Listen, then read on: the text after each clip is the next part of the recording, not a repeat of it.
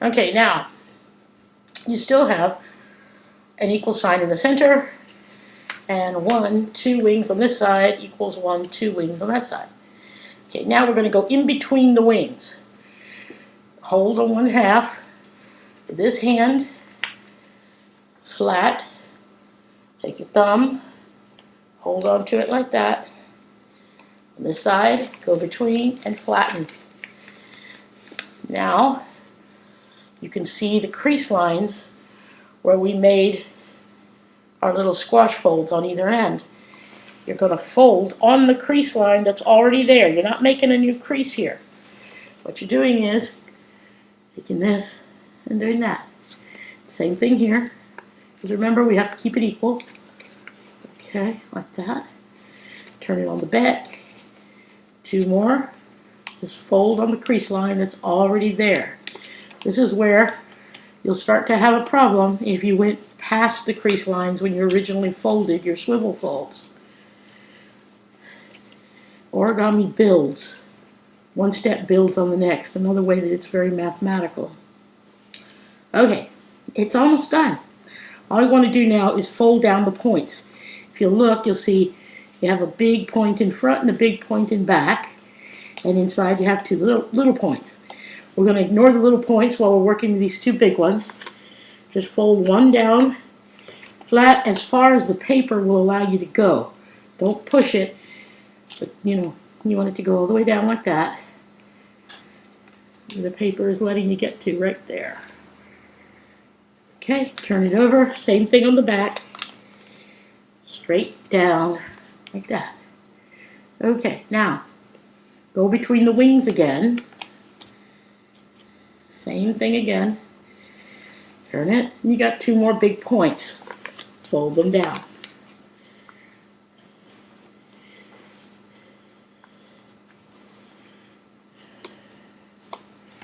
Okay, now your star box is done. All you have to do is open it. There you go. Star box. Or will come true. But that also depends on what you wish for. It can't be a foolish wish. That's what I've heard. Anyway, you start with a piece of square paper, fold it in half, and open it. This is a valley fold, as opposed to a mountain fold. The only reason it's a valley fold is because we're now going to fold another one, and the both of them have to be going in the same direction, which means they're both valley folds. Valley folds and mountain folds are really just directions that are given so that you know where you are in relation to your directions. It's important to make the first 3 folds of this concave valley fold. Okay, so now we've got, this is what my kids like to call the hot dog fold. Open it up, very important, don't do this. Open it up each time, because the directions of those folds are going to assist you in collapsing this into a shape that you need. So you want it going in the right direction. 2 valley folds. The third fold, a diagonal, which my kids like to call the taco fold, I guess for obvious reasons. Kind of looks like a taco.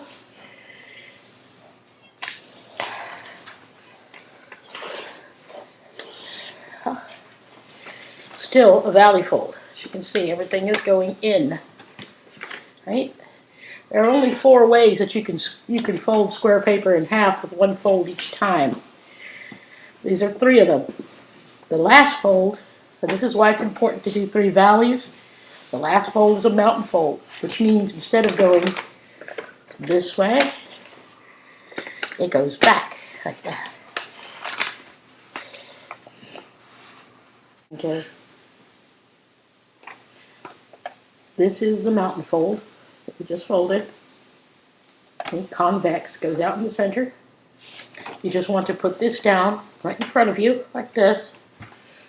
Okay? With the mountain fold going from hand to hand like that. Take your finger and pop the center, and the sides pop up. If you've made nice sharp creases, which you should, it'll work. Meet them together in the center, hold it with one hand, grab it on the outside. Now you have the preliminary base, which is a very important base. You can see what it actually does. Don't mess with it once you have this shape, but I'm doing this so you can see what it is. It's a very flexible base that begins many, many projects. Something that I'm in the habit of doing whenever I have a second is going back over my creases. That doesn't mean I'm changing my creases constantly, just making them as sharp as I can, because the paper will behave for you a lot better if it's sharp.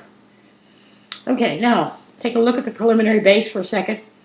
You'll notice there's a crease line going up and down the center. You can see that. The crease line running up and down the center, okay, is like an equal sign. This is like a math equation, and most origami is geometrical. You have 1, 2 wings on one side and 1, 2 wings on the other. Whenever you do something to one side, you do the same thing to the other to keep it in balance, like a math equation. Okay. Now, you'll also notice if you look at this base that the bottom of the base, the 2 bottom parts of the wings, are closed. Those are folds. The top is all open, creases. Okay? That's very important so that you're oriented, you know exactly where you are. The first thing we're going to do is a swivel fold. You pick up the top wing only, the open side. You're going to put it straight up and down on the center crease line, just like that. This is what I did. This, fold it, right? Fold it over. It's kind of like you're making the nose of a paper airplane, if you've ever made a paper airplane. Same thing on this side, because whatever we do to one side, we do to the other.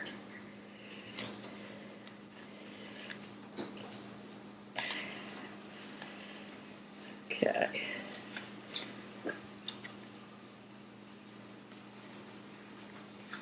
You see where our equation's still in balance. Now we turn it over on the back, and we're going to do the same thing. We're going to make the open edge go up and down on the center crease line. Again, we want this to be nice and sharp. We do not want to go over the center crease line, just right up to it. If you go over the center crease line, the paper is going to stop you dead when you try to open this up. So you'll know if you did it. Okay, now it kind of looks a little like a sailboat. This is actually the kite base upside down.